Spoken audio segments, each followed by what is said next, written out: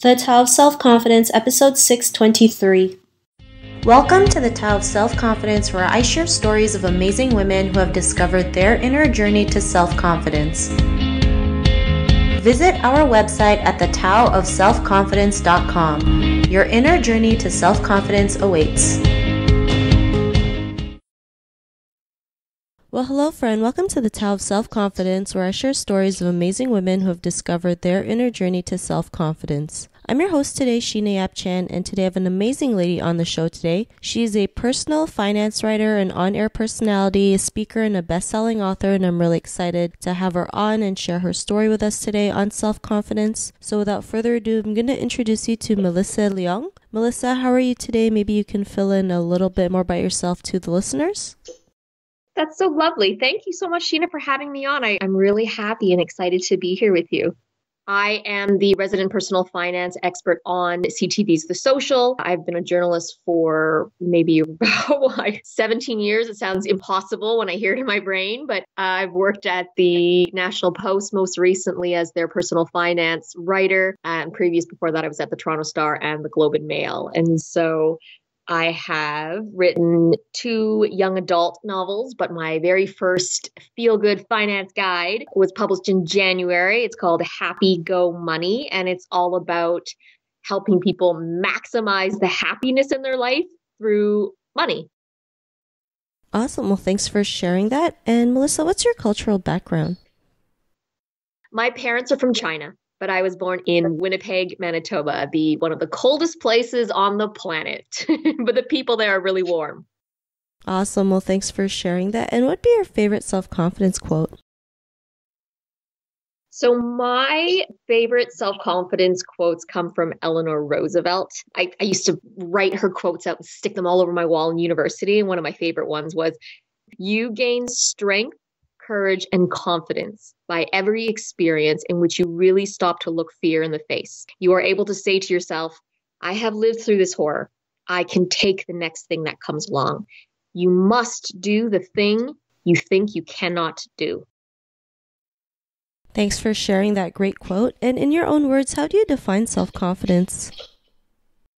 So whenever people do reach out to me through Instagram or various after speaking events, they come and talk to me and they talk about how do I build confidence? How do I become confident? As if it's like this end goal that you suddenly just get it and all of a sudden you just wear it every day like this badge. But my concept of self-confidence is having the kindness and the patience to know that confidence is not a constant. It's fluid. It's at least for me, sometimes you trust yourself and your abilities, and sometimes you have to actually earn your own trust again. Thanks for sharing that great definition. I love how you mentioned it's not always constant, because it's true, and especially in our journey, there's always going to be ups and downs. So we have to, learn to keep moving forward in spite of that. So thanks for sharing that great definition. I think you see them on Instagram. They're like memes where it says, just have confidence, gain the confidence, be confident. And I think, well, it's not, it's the same thing how I feel about happiness. It's not like you're going to get happy and all of a sudden you're just going to be happy for the rest of your life. That's not how it works. We are evolving creatures. And so that's part of the fun is if you're constantly happy, if you're just permanently confident, then are you really growing, right? You don't have the room to challenge yourself, and you have to have new fears and face new fears. That's how you become a better or more, I guess, fulfilled person at every stage. So anyways, I thought it was a great question. Awesome. Well, thanks for sharing that. And Melissa, what was your life like before your discovery of self-confidence? I'm still discovering self-confidence, but when I was a teenager, I had subterranean self-esteem. I was really down on myself, so much so that when I turned 18, I got the word love tattooed on my body, as a prompt. It was as if I could just give myself this stamp of approval, and then I'd finally be worthy. I just branded myself saying, you love yourself, I prove it to yourself by putting this on your body. But again, as I've said, I've realized it's not something for me to achieve, full stop. I was feeling on top of the world in one of my jobs This was several years ago. I was the arts reporter at the National Post, Arts and Life. And so I was covering movies and travel and food, and I loved it. And then, suddenly they transferred me to the finance section of my newspaper because they were downsizing the arts and life section. And I was definitely not confident. I was a fish out of water. I remember my first day, I was interviewing, CEOs of ginormous companies, and somebody said the word M&A. And I thought M&A, M&A, like it reminded me of candies, like M&Ms. What's M&A? And I kind of mentioned it to somebody and they said, mergers and acquisitions. Like I was the biggest idiot ever. And at that point in my career, I had traveled the world. I had interviewed thousands of people. And on that day, I felt so low and I felt so crappy at my job. I was not a business expert. I was not a finance expert at that time, but I knew that I had to build to that level. I had to build the confidence by doing, by learning. And I did that. I sought education. I went to workshops and conferences, and I wrote about business and finance every single day and made myself a student of it. And today now I educate millions of people about finance. And I empower women and help them become more confident in their lives through managing their money and managing their destinies. And that's something that I had to come through my own journey as well. So now I'm so excited to be able to help other people in their journeys of learning more about their finances and how it can help fulfill their lives. Awesome. Well, thanks for sharing that. And I love how you mentioned, when you first started, you had no clue. And I like that saying, every master was once a disaster, right? When we all start something, we're not good at it, right? We think we suck. We think we're not good enough. We're not worthy. But, the more we prepare ourselves and practice, and like you mentioned, constantly going to events and just learning everything to do with finance, you become better at it, right? And, was there a moment in your life when you realized you had what it takes to go out there and be the person that you are today? What was that aha moment? There wasn't really an aha moment for me when it came to confidence, only because I find myself falling back into that trap again and again. I'll be on Instagram or scrolling through my feeds, and I'll come across somebody else's page and think, wow, this person is so accomplished and they're doing so much. And I will feel my self-confidence waning. And then it's just an exercise for me to think about, okay, you know what? I really need to think about the things that I got going on in my life. And if there's something that I really feel insecure about, but I'm not confident in, what is that? And what can I do to change that? Which is, okay, well, for example, if years ago somebody said, if I listened to somebody talk about taxes and I thought, wow, this person knows the ins and the outs of taxes, which really nobody, no one wants to brag about. Yes, I know every little detail about taxes, but when I felt not confident that, then I went and bought a bunch of books about tax laws and just books and things that I could absorb the information to make me feel a little bit less, I guess, down on myself in that area. But when we talk about aha moments in just controlling my destiny, my biggest aha moment for that, not necessarily in confidence, but just the idea that I had control over my life in more ways than I appreciated, was in 2014. I had just gotten married to my husband. We had just moved in to a home and he became ill. I talk about it in my book, Happy Go Money, where like right off the bat, I say that he took sleeping pills for the first time ahead of a trip. He was going with the guys and he was afraid that they would snore and he wouldn't be able to sleep. And he had a terrible reaction to the sleeping pills and became just lost with anxiety and depression and suicidal ideation. It was one of the worst moments in our lives, that period in our lives. But in that time, I went on a journey to find happiness in the face of uncertainty and misery and chaos. And I found that even though life gives you crap sometimes, that you can control to an extent how happy you are in spite of this. That was really enlightening. That gave me tremendous confidence in the idea that, whatever comes, I can deal with it.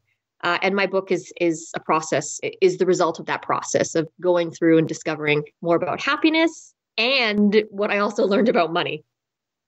Thanks for sharing that. And I love how you mentioned, whatever happens, we can control it. And I know we can't control everything, but we can control how we react to situations in our life. And, that's the most important thing, because every day there's going to be something that might, not work out, but we have to learn to just keep picking ourselves back up and work on ourselves to build that confidence, to build that strength, to keep moving forward. And because of that, what's your life been like now?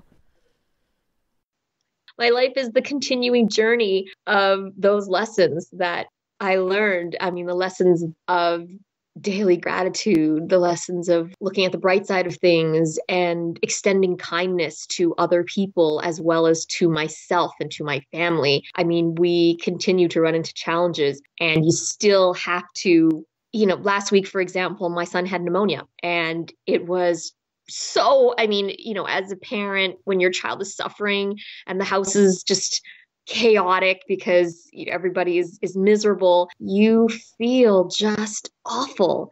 But you also have to you got to keep going. You have to remain strong. You have to remember it's not always like this. You have to remember that there are other things to be grateful for. And so, yeah, it is a constant journey. I'm just glad that I had a process in my life that can at least give me an anchor for, no, you've been through hell. You've been through a certain kind of hell before, and you can make it through to the other side. So you got to keep going. Thanks for sharing that. And, to the woman who's listening to your episode, she may be in her own journey to self-confidence. What would be that one tip you would give to her? So my first one would be, life is short. Life is too short to surround yourself with people who drain you of energy. And so I think it's really important to look around. And I'm not even just talking about your immediate friends who should be uplifting and loving and supportive people, but also the influences that you surround yourself with on social media. If you're scrolling through your feed, for example, or Facebook or whatever, and you're just finding that it doesn't feed you, then I would cut that back. I would, unfollow people, say friends, so you don't make any enemies, but, stop seeing somebody's post for a while, or put boundaries on the type of people you have around you, because that can suck you of confidence, to be honest, or just energy that doesn't fuel you in a good way. The second thing is, every single time you say anything negative about yourself, quickly, I volunteered for a girls group that if as soon as somebody said something bad about themselves, everybody quickly prompted them, say two nice things about yourself right now. And so if you have friends, enter into a pact, say, hey guys, let's do this. If either of us, any one of us says anything bad about ourselves, the other person has to say, hey, give me two.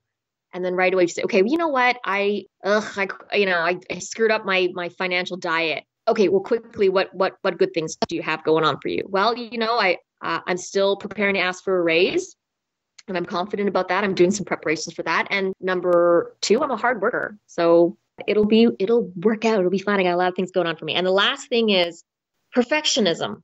I have struggled with perfectionism my entire life. My mom, my sister, and I, my mother's a seamstress. She's like a dressmaker. And if she has a single stitch that's slightly crooked, she will pull it out and redo it. And so it's our curse.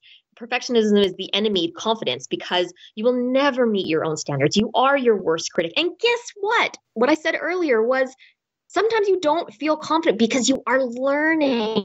And if you're not okay with the fact that you might not be good at something, or you're not okay with the fact that you might fail at something, you're never going to succeed. You're never going to try new things. You're never going to risk for your new business or your new project, or you're never going to risk asking for that raise because you're afraid somebody will say no. You have to be okay with the fact that the part of the process is messy and full of mistakes, and you have to get through it, or at least maybe be okay with it, to get out on the other side as a winner. Thanks for sharing. And, I love all the things that you mentioned, especially when you say something negative. I love that. It's kind of like having a swear jar, but with positive things. So that's a great tip that you mentioned. And based on science, based on neuroscience. And so my book is heavy in research and heavy in positive psychology, and you need that. It's actually 3-to-1 is a better ratio according to research. So every single time that your brain says something negative, you actually have to back it up right away with 3 positive things to override it. Awesome. Well, thanks again for sharing that. And, if our listeners wanted to get to know a little bit more about you and what you do, is there any links or social media profiles we can connect with? Sure, you can always visit melissaleong.com to see what I'm up to. I'm most active on Instagram. I suck at Facebook. But if you want to find me on Instagram or Twitter, I'm at Liss Leong, Lisleong.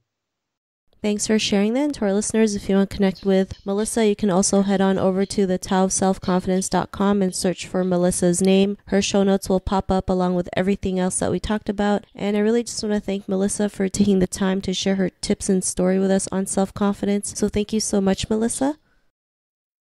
Thank you so much for having me, Sheena. Not a problem. It's really great having you on the show. And to our listeners, be on the lookout for another new episode of another amazing woman's journey to self-confidence, and we'll talk to you soon. Bye for now. Thank you for tuning in to another amazing episode of the Tao of Self-Confidence. Get your free audiobook by visiting our website at thetaoofselfconfidence.com. Your inner journey to self-confidence awaits.